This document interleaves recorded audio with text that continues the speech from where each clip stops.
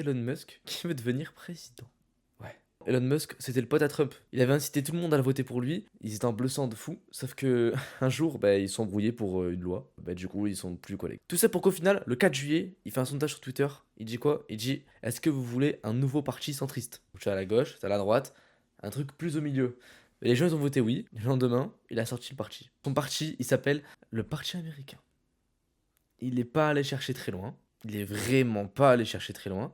En fait, le truc, c'est que dans son plan, il y a un gros problème quand même. En fait, il pourra jamais devenir président. Voilà, je vous spoil, je suis désolé, il pourra jamais.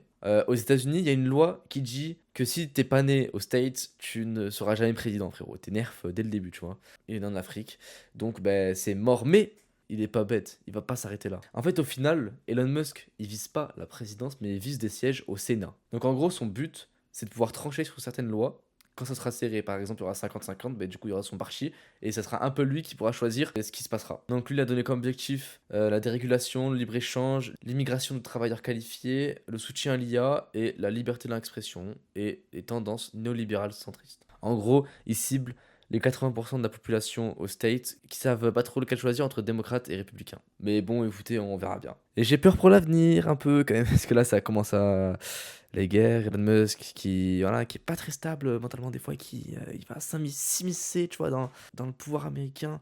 Et voilà, il avait déjà assez de pouvoir, mais bref, force à nous pour le futur.